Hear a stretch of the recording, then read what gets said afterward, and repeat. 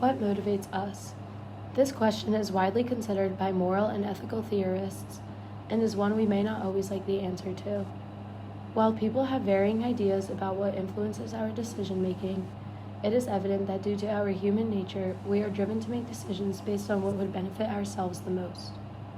When considering our motivations, we pose this thesis in response to the question, are all our actions motivated by selfish desires? Such a quandary is important to consider when evaluating the ways we interact with each other and our choices in society. Considering psychological egoism specifically, we must establish an agreement of motivation that can be universally applied when analyzing people and both their positive and negative choices. Knowing what drives people to commit certain actions is important in many facets of life, whether it be understanding a simple choice made by a peer or assessing the impact of a fatal decision made by a criminal. Psychological egoism, as proposed by Jeremy Bentham, is a descriptive view of ethics, declaring that all people act out of selfishness in order to create personal gain or avoid personal pain. To this, we reply that we agree wholeheartedly with Bentham and apply the principle of psychological egoism to be true for all humans.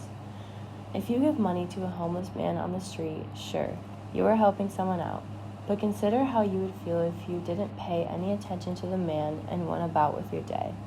You are likely to feel guilty, bad about yourself, or experience some pang of knowing that you did not make an effort to do good in a situation that had presented itself to you. So by donating to this homeless man, you are avoiding the mental pain, so to speak, of the regret you would feel from not helping him. Yes, you are doing a nice thing for someone else, but it was not required of you. You did it because had you not, you would have felt worse about yourself. This is a prime example of self-interest disguised as altruism. We propose that, in addition to avoiding the regret of not doing good by others, people often act on a hero complex, perpetuating Bentham's theory about psychological egoism. Australian philosopher Peter Singer has notably studied our obligations to helping the impoverished and how much of ourselves we should give up to help others. He offers this famous metaphor. Picture a baby drowning in a fountain, which you pass on your way to work. The infant is unable to help itself out of the water and is at risk of drowning and dying. You are running late to work, wearing your nice new shoes and suit. Do you jump in and save the baby? It is a safe assumption to make that the resounding answer to this question would be yes. How could we not give up such a menial, materialistic items in exchange for saving a priceless human life? It is clear that the majority of people would want to help the baby. However, consider once again what would happen if you didn't step in to help. You may be blamed for the baby's suffering, or naturally, you would be affected by guilt for not saving a life that you had the opportunity to. When you do step in to help the baby, on the other hand, you are praised. It was a simple task to complete, but you are thanked by its parents, recognized by local law enforcement, given the day off from your job that you were running so late to. This act brought you personal gain in the form of external praise and an internal ego boost. So while saving the baby is, in an altruistic view, out of regard for human life and empathy for the infant, we would do it in order to make ourselves feel accomplished, like we committed a heroic act, and of course to avoid the regret associated with not stepping in to help. Critics of this theory that we all inherently act out of self-interest may hold views similar to those of Adam Smith. If we all act in our own self-interest, we are benefiting the good of the group in the long run.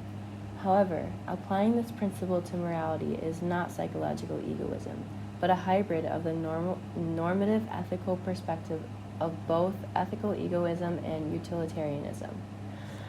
Ethical egoism is the preposition that we should each operate on what brings us the most pleasure and ward off the most pain personally, while utilitarianism says that an action is justified if it maximizes the pleasure and minimizes pain within a group. To this, we say that it is difficult to assume that ethical egoism and utilitarianism can operate on the same wavelength.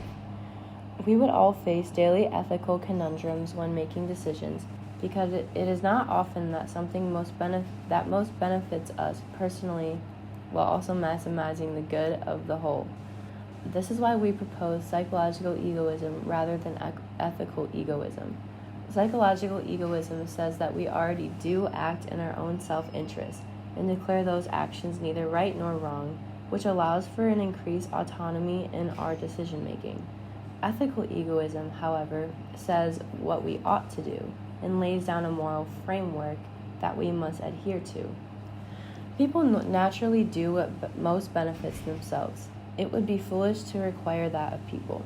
Requiring something of society that is already being fully held up disincentives the action by making it feel less of an empowering choice and more of an obligation. This is why we hold the theory of psychological egoism to be true, but do not combat it by pushing for the acceptance of ethical egoism. Psychological egoism can contribute to utilitarianism all on its own. Here we consider another example of psychological egoism to further this argument. Picture a soldier on a battlefield who is alerted of a nearby bomb. He can either take cover immediately and save his own life, or he can run closer to the bomb to alert his squad and try to secure the bomb to save them.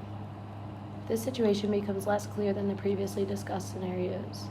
Different individuals may act differently in this situation. Some soldiers would run for cover, while others would go to aid their teammates.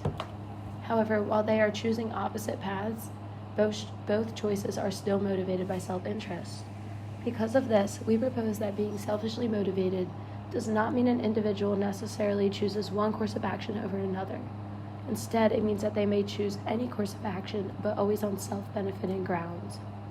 The soldier who immediately runs from the bomb is most clearly acting in favor of himself, immediately placing himself out of harm's way.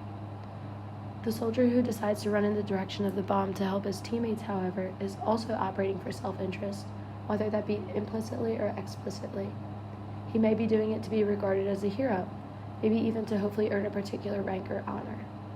Yes, it likely appears that he is just selfless, but there is an underlying drive for personal advancement, even if it's just the positive feeling he gains from helping others. Critics of psychological egoism may assert that in running to save his friends, this soldier may die himself, so, quote, he does what's right even though he won't personally benefit, end quote, and simply acts on a whim to help others in a high-stress situation. However, what fails to be considered here is the fallout the soldier would experience from running away and hearing later that the bomb may have killed his squad.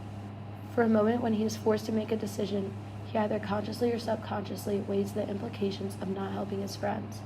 Such would result in the survivor's guilt phenomenon, and so the soldier jumps to their aid out of self-preservation to avoid the emotional trauma associated with letting his friends fall victim to the dangerous situation on their own. These snap decisions are made constantly throughout each of our days, some that we are cognizant of considering and others that happen behind the scenes of our awareness. When we wake up and go to class in the morning, we do it either to learn or to avoid the punishment, guilt, disappointment, etc. if we don't show up.